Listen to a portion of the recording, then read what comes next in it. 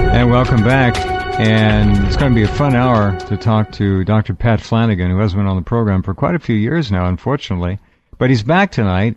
His website is PhiSciences.com. You can get there by clicking on his name.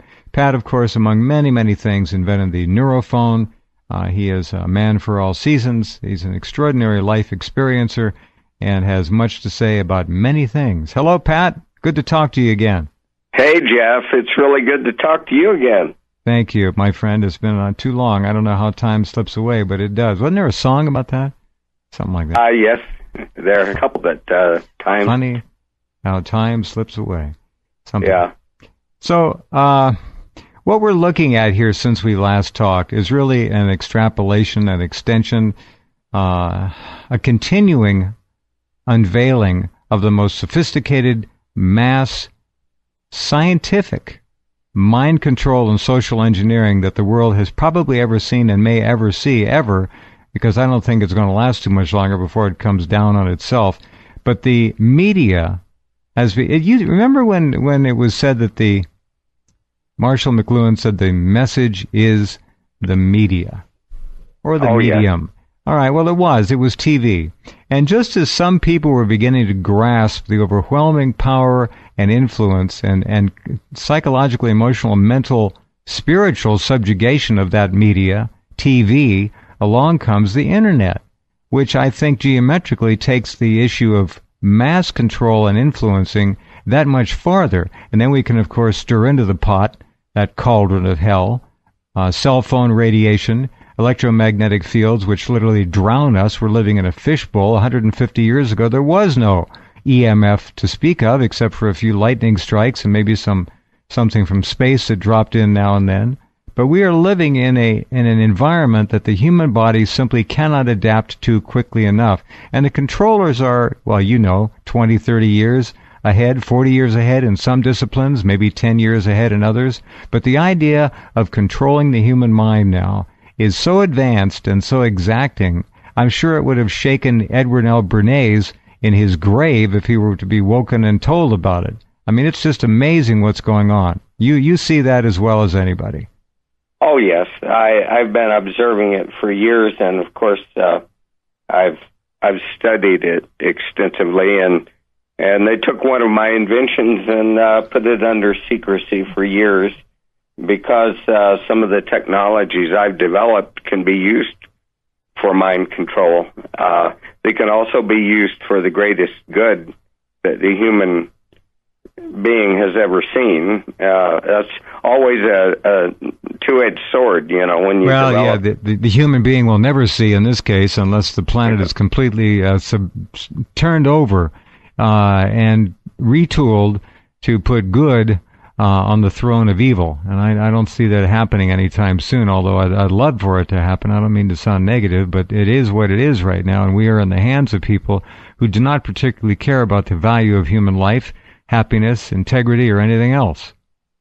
Well, that's true. And, it's Iblis fair seeming. All the TV shows and movies program people to think that the darkness wins, and that it's good to have no integrity. The people with no integrity, they're always, they're rich, they drive the best cars, and they end up, winning and beating the other people out. So greed is good.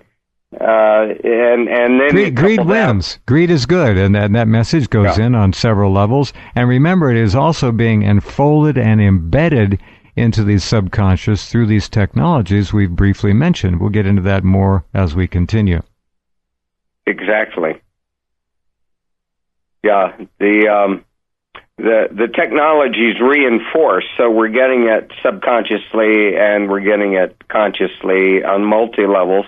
The TV sets, scan rates, and are designed to put people into alpha states or below, and hypnotic trance, and then they've got the modulations coming from the Wi-Fi towers, and the modulations coming in through subliminal programming on the TV sets, and then Also through the power lines. There's plenty now, of... let me say one thing, and then I would like you to please tell us that anecdote again. That is a classic, and it's crucial, and it was many years ago. Now, the idea that the human mind is an electronic organism, an electronic machine, is certainly not what most people envision. They think we're chemical first, what we eat is crucial and all that. It is crucial, but we're electrical first and chemical second.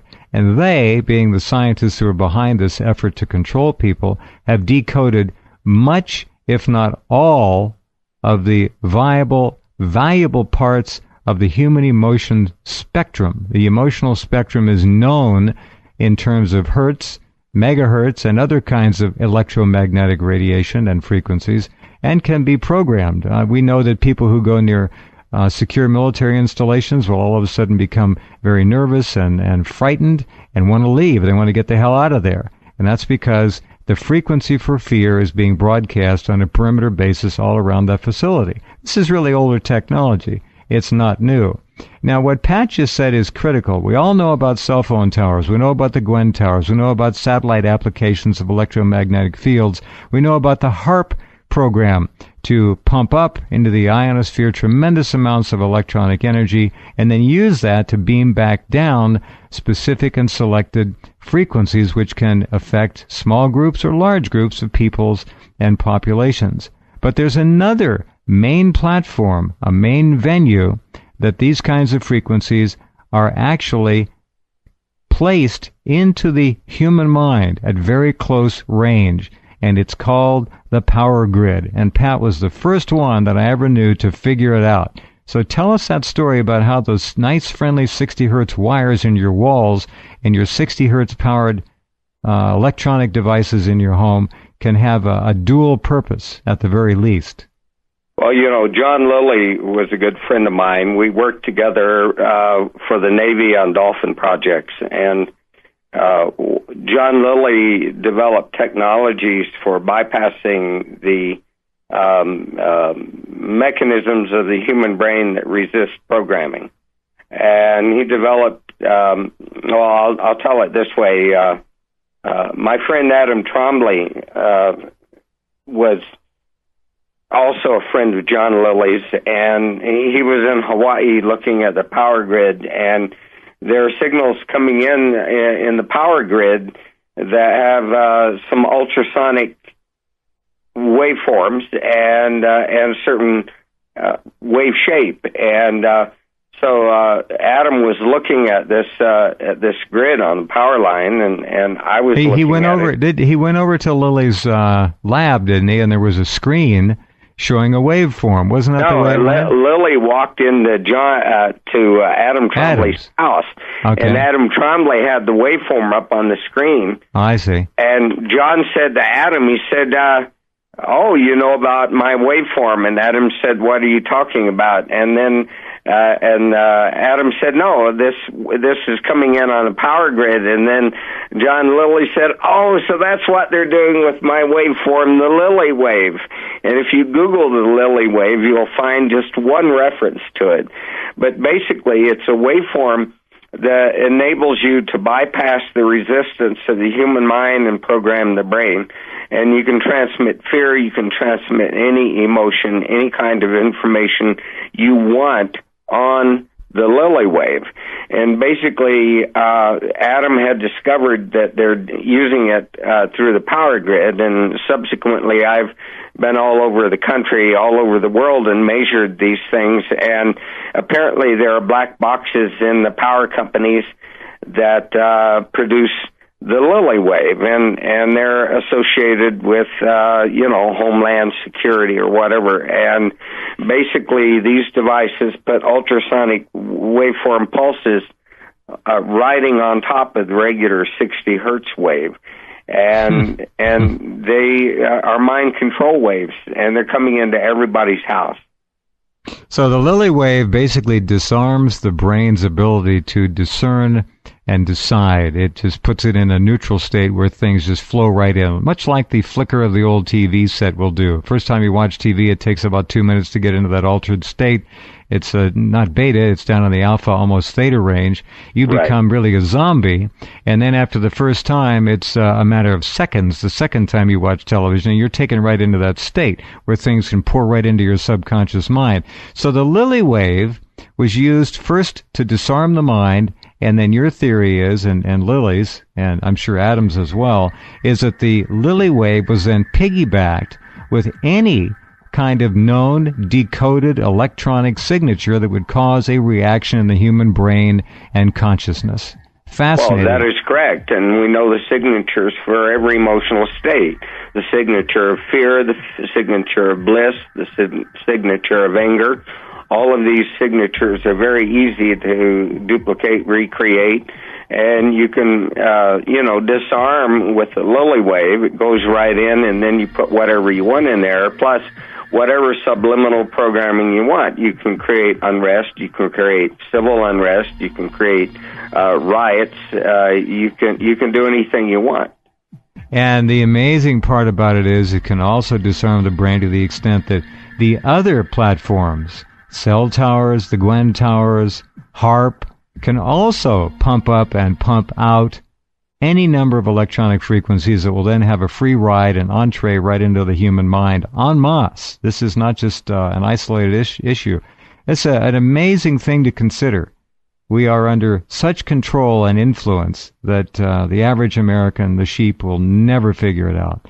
Wow. Hang on a second, Pat. We'll be right back in just a couple with Dr. Pat Flanagan, our friend of a long time who's been really looking at this like few people do. Back in just a minute.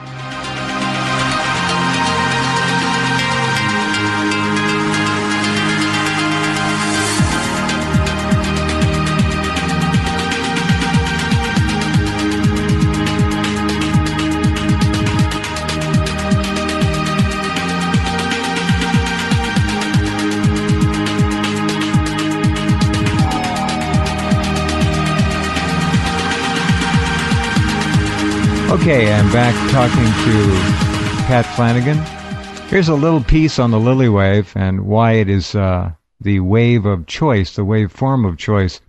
The goal was to find an electric current waveform with which animals, that can be us, could be stimulated through implanted electrodes for several hours per day for several months, without causing irreversible changes in the threshold by the passage of current through the tissue. All right. Many waveforms, including 60 cycles per second sine wave current, could apparently be used safely for these limited schedules of stimulation. They could not be used for the intensive long-term schedule of chronic stimulation. Electric current passed through the brain can cause at least two distinct types of injury, thermal and electrolytic. The technical problem in chronic brain stimulation, and they're using electrodes in this particular study I'm reading about, is to stay above the excitatory threshold and below the injury threshold in the neuronal system under consideration. This result can be achieved most easily by the proper choice of waveforms and their time courses, and less easily by the choice of the range of repetition frequencies and trained durations.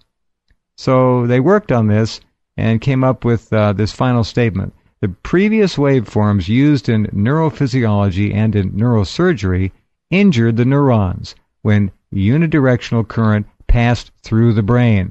Dr. Lilly developed a new electrical waveform to balance the current, first in one direction and then, after a brief interval, in the other. Thus, ions moving in the neurons would first be pushed one way and then quickly the other, stimulating the neurons and leaving the ions in their former positions within the neurons. This new waveform was called a balanced bidirectional pulse pair, or the Lilly Wave. Now, what we're talking about here is the Lilly Wave has been introduced and basically piggybacked on 60 hertz AC, which is in every home, every office, every building. And the idea is that it transmits it. We do know from an electronic reading of any 60 hertz power box with a simple EMF meter, you can pick up electromagnetic fields 5, 6, 7 feet away. So people who are living in a box, in a hamster cage, which is a bedroom, an office, a living room, are surrounded with this stuff. And if they send the Lilly Wave in, piggybacked on top of it with other, well, we won't call them control, but we can call them influential frequencies, we have the perfect way to directly affect masses of people in their homes, offices, and other structures where they hang out.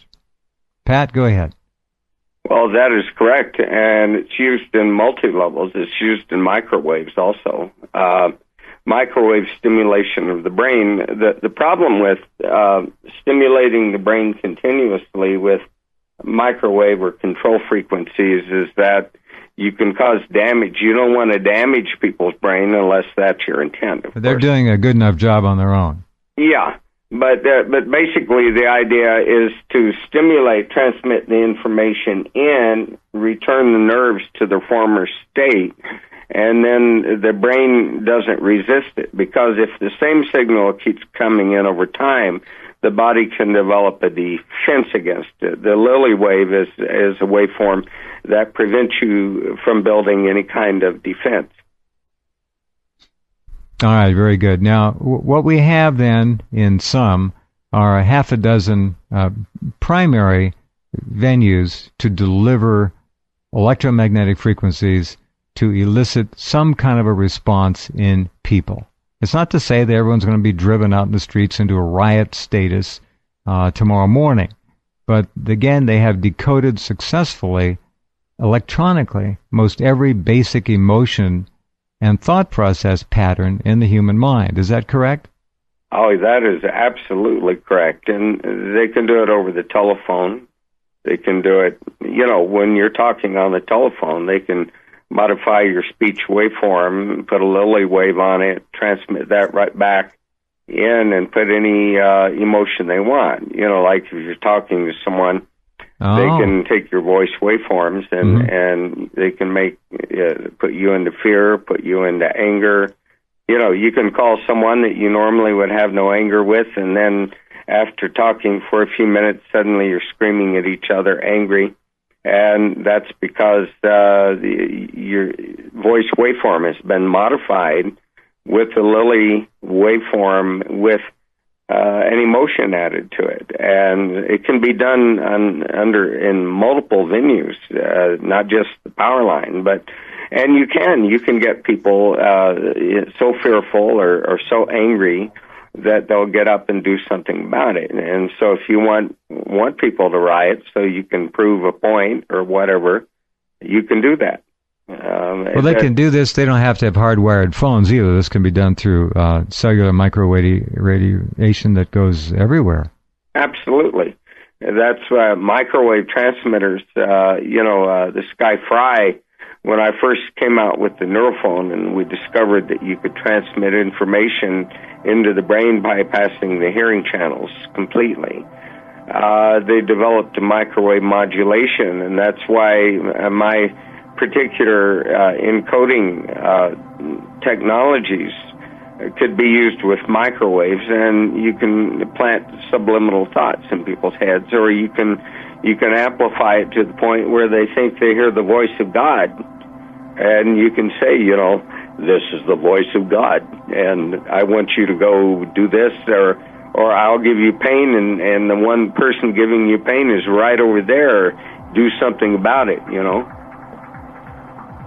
and so forth and so on. So people who complain of hearing voices, in some cases actually are hearing voices. By the way, the patents for voice-to-skull technology are almost 30 years old now, the originals. They were playing around with this in the late 70s, as I remember. So it's I developed the neurophone in 1958, and it wasn't until 40 years later that we discovered how it works, a professor at the University of Virginia. Really? And they picked up on the neurophone right away. My patent was put under secrecy for years, and they tried to steal it. And I became close friends with Admiral Red Rayburn, who was DCI of the Central Intelligence Agency at the time. He was the inventor of the Polaris submarine, And Admiral Rayburn I became good friends, and we did favors for each other. He went on to NSA, National Security Agency, and offered me a job, and I refused the job, but we agreed to do favors. And so basically, I asked him to do a favor and get my patent out of secrecy, and he got my patent out of secrecy and asked me for a favor in return.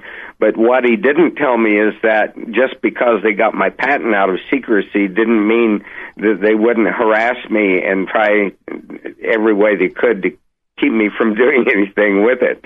And my whole life, for the most part, was a nightmare from some of the things that were done to me from the time I was a child all the way through. And I didn't even remember most of them until a year ago. I'm 68 years old now. And so a lot of this stuff was buried subconsciously until about a year ago. Well, all right. Hold on a sec, Pat. We'll pause and come back and think about all that and continue.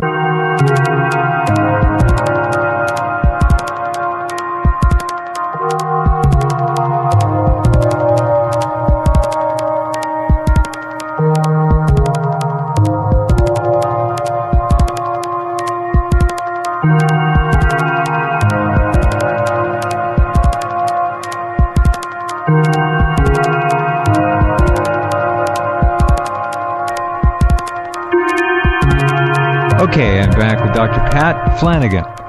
All right, where are we in terms of controlling the public? How would you get, what percentage?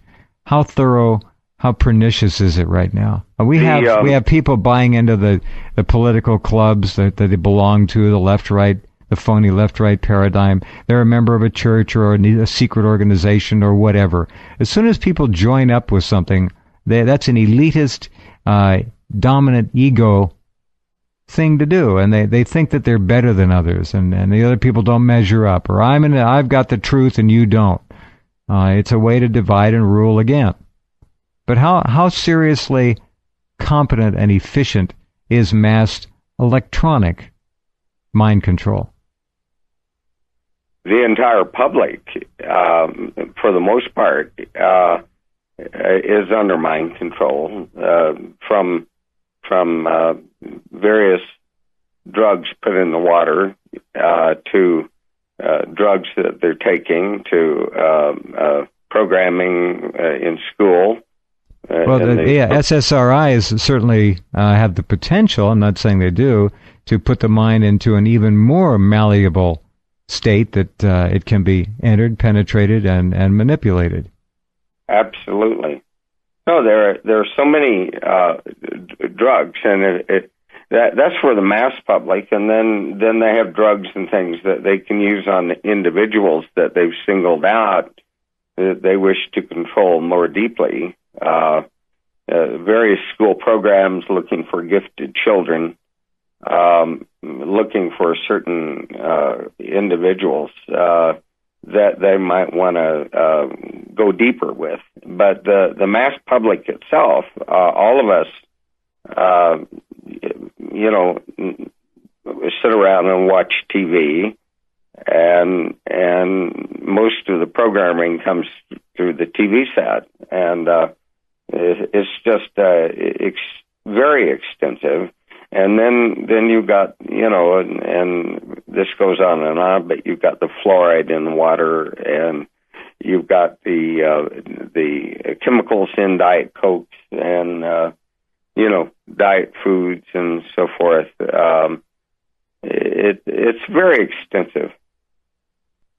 This goes very deep. And, when there was a program run by Andrea Puharich called the Star Child program, and they singled me out when I was in the third grade, said that I was a problem child, and that back then they didn't have ADHD, that I was hyper, and that they could help me. And they singled me out and put me in what's called the Star Child Project. And the Star Child Project is one in which they take children who are extremely intelligent, and they want to make sure that these children work for them and not for anyone else, and certainly don't work against them. And so they worked on me extensively as a child and when I was a teenager and throughout my life, and some of the extent of which I didn't even know until, like I say, I'm 68 years old, and it was about a year ago that I finally was able to break through the compartmentalization of the mind and find out what some of the things that were done to me. And this is being done all over. Children, are being put on ADHD drugs and so forth. And, it's very extensive. All the, various drugs that people are given for different problems are also part of that. You've been observed, watched, utilized your entire life. That is correct, yes. That's because when I was 11 years old, I developed a device called a atomic bomb guided missile detector, and I won Houston All City Science Fair with it, which included all grades up through college. And in my science fair project, I built this device that could detect atomic bombs and missile firings. Back then, they were doing a lot of above-ground testings, and also ICBM missile firings. And what I did is I made a little list of every thing that I detected worldwide and where it was located, what time it was, and so forth. And I won the science fair. That was on the weekend, and on Monday I was in 7th grade in the study hall, and the principal came on and said, "Will Patrick Flanagan come to my office immediately? The Pentagon is on the telephone." And I went to his office, and there was a 5-star general on the telephone wanting to know how I knew all their secrets. And I told him about my missile detector, and they sent a team of scientists from Wright-Patterson Air Force Base.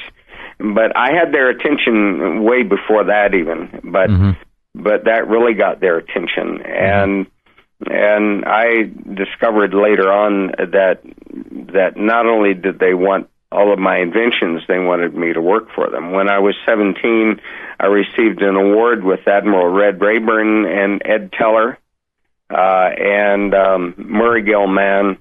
We all got the same award together. It was called the Gold Plate Award from the American Academy of Achievement, and which was a wonderful event. And but basically, it was at that meeting that Admiral Red Rayburn, who was then director in charge of the CIA, offered me a scholarship. I could go anywhere in the world. They'd pay for it, give me a huge amount of money for my own use in addition to paying for all of my expenses. And all I had to do is work for them, he said, for 5 years after I graduated, and then they'd let me do what I wanted to do. And even back then, this is back in 1961, 1962.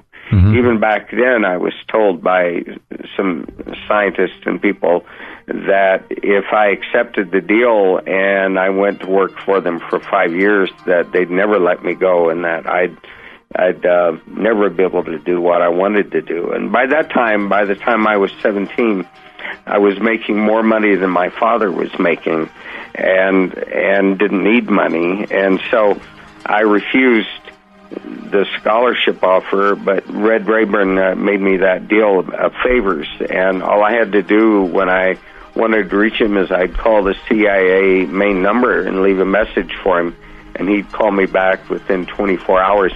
And always when I'd call, they'd say, Red Rayburn, never heard of him. And I'd say, he was DCI of your own agency. What do you mean you never heard of him? The guy'd say, I still never heard of him. And I said, well, he told me I could leave a message here, and he'd call me back. And the guy said, well, you can leave a message for anyone you want here. I just won't guarantee you that they'll call you back. And I said, okay, and so forth and so on. And so the end result was that we developed quite a relationship. But what I didn't know until recently is that I had been subjected to hypnotic drugs and deep level pain drug hypnosis, and my mind had been compartmentalized, and certain things had been done that I didn't even know about. And I don't really want to go into the details of them.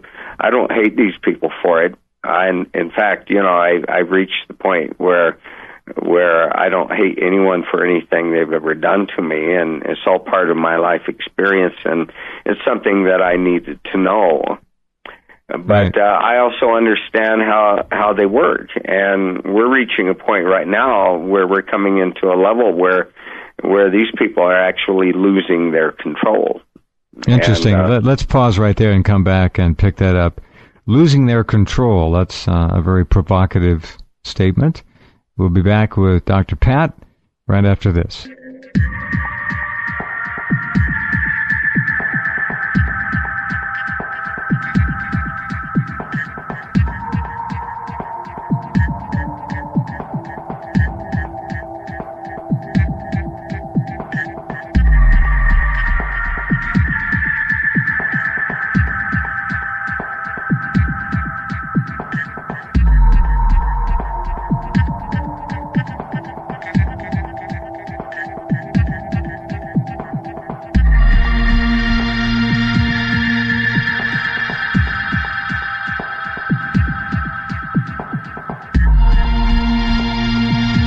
Okay, I'm back with Pat. So Pat, as we look ahead, we kind of should look back a little bit. I remember talking to Adam Trombley. Boy, it had to be 1994. And I asked Adam, I said, how bad is the environment on the planet? How bad are we? And he said the point of no return came and went in the mid-1980s. He said it's too late. Nuclear energy, nuclear fuel waste, what we've done to degrade the environment and the biosphere. He said it ended in terms of a chance to rehabilitate it in the mid-'80s. I don't know if you've talked to Adam lately or not, but we talk all the time. He's a good friend. What's he think now? How much time do we have before the whole thing really starts to noticeably implode? Well, we need ET help. ET phone home. We don't know what's going to happen because I think, we're the 2012 scenario and all that. We are coming into the photon belt where we're going to be intensely cleansed by this energy coming off the center of the galaxy. And I do believe that it's changing all of our consciousness for the better. And I'm not afraid of it. It doesn't bother me. And Adam, we in addition to worrying about the planet and all these things, we have things that we have to worry about, in our own lives, our own consciousness, and so forth. And we've got to put all of it into perspective. None of us really know what's going to happen. But it reached the point of no return a long time ago. No matter what we do right now, we can't do anything to bring it back. So that there's either the Earth is going to cleanse itself, the Gaia, or not, or we're going to get extraterrestrial help. There's just no other way around it. E.T., that's another issue. Some people announce that they have been appointed an ambassador from one star system or another to try to save the planet and wake people up. And you get a lot of charlatans working out there. Sure. What about E.T. and the control of this planet? Have you any ideas on what may or may not be going on? Well, I've had my own visitations that are very clear. And also my son, when he was a child, he kept telling me that the movies, he'd run in and want to climb in bed with my wife and I because he'd said the movie stars are visiting him. Mm-hmm. And later on, he told me that the movie stars were ETs, that the only thing he could compare it with is when he was in movies and the actors on the screen had these great big heads, right? And so these visitations would occur in the middle of the night, and they always had these great big heads. And so he called them movie stars.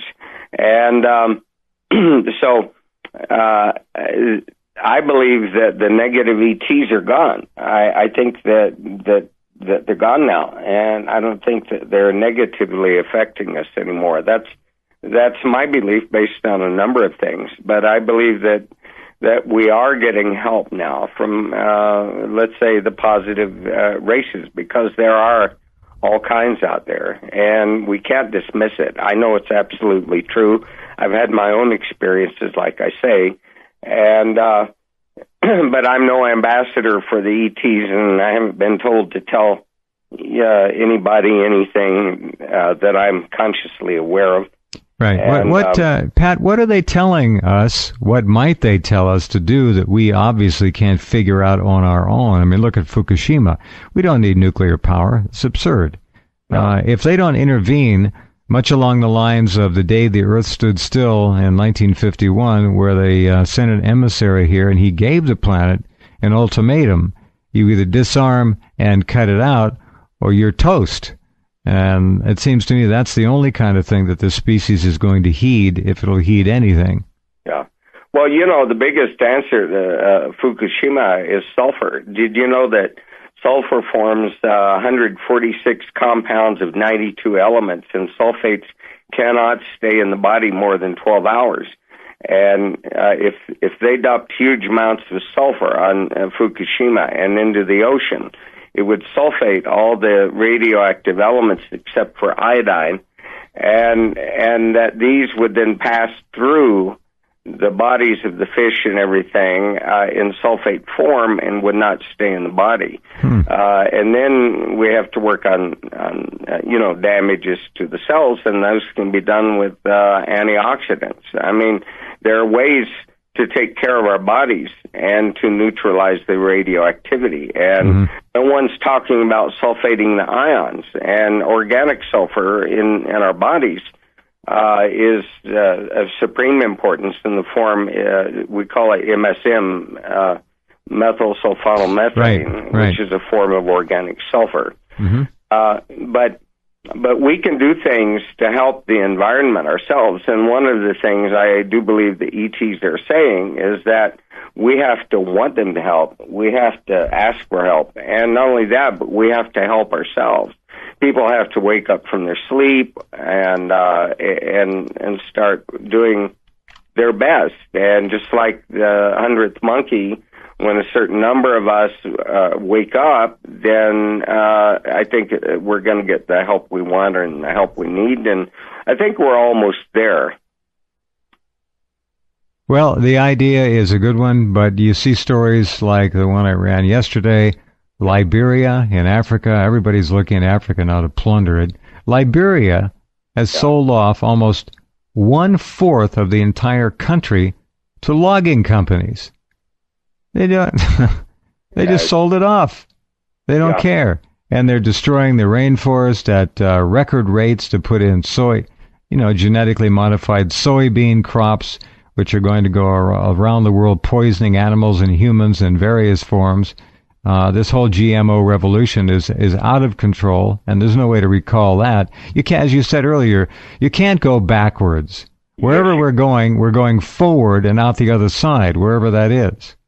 Well, in the first place, I can take any genetically modified seed, I can treat it, and it'll go back to prehistoric times, return to its previous genetics, and all that genetic modification will be neutralized. What do you think about the seed vault? What's the significance of that up in Norway? Well, the significance of that is that they want to have the original seeds because they're creating these seeds that that can't replicate, and they want to control the food, control the seeds, so that everyone on the planet is under control by food, and so the seed vault's there just in case, because the idea if some catastrophic event does hit the earth, these seeds will be preserved. And but these guys are doing their best, and I don't, like I said, I don't hate them for it. There are answers to it. I'm not going out and telling people how to reverse genetic modifications.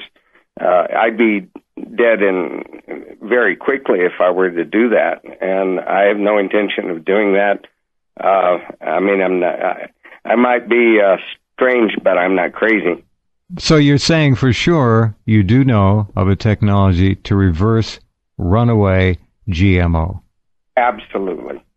Absolutely. It can be reversed. Yeah. And it's really quite simple. Well, and I can't tell about it. If I were to talk about it, that'd be it. I'd be gone. And a lot of this stuff that we're talking about, they don't care because they tell us what they're doing. These guys. And, they don't care. They're in complete control, or virtually controlling everything to the extent that it doesn't matter what they tell us anymore, and they're just telling it to us right in our faces. And most of the people, of course, don't register anything. Right.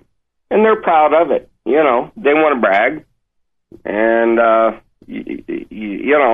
see, the thing about me is I see both sides of everything completely and totally. And I understand where they're going and so forth. But I also, I know how to reverse it. I know how to do all these things. But, and someday that we'll need that technology. And it could be sooner than later. So we bide our time and we see what happens. I'm kind of observing. Well, I say let's roll it out sooner rather than later. I remember Morris Berman's amazing book. He's got a new book out, by the way. It was called Twilight of American Culture. And it had to be 10, 12 years ago or more that the book came out. And it was one of the most prescient, remarkable books I've ever seen in terms of what was coming. He said, we're losing our values so fast that they're going to have to be cloistered somehow and recorded and protected for such time that when a normalcy comes back over the masses, that these values will be again available to be remembered and taught to young people. So wow. It was quite an interesting book. That's beautiful. Yeah. Pat, really nice to talk to you again, friend. You take care of yourself. You too, Jeff, and you take care of yourself. It's always wonderful to talk with you. I enjoy it so much. Thank you. Thanks, my friend. We'll do it again. Okay, Jeff. All righty. Good night. Good night. Okay, Dr. Patrick Flanagan. And Pat is a very interesting man. We'll pause and come back with hour 3 for you in just a couple.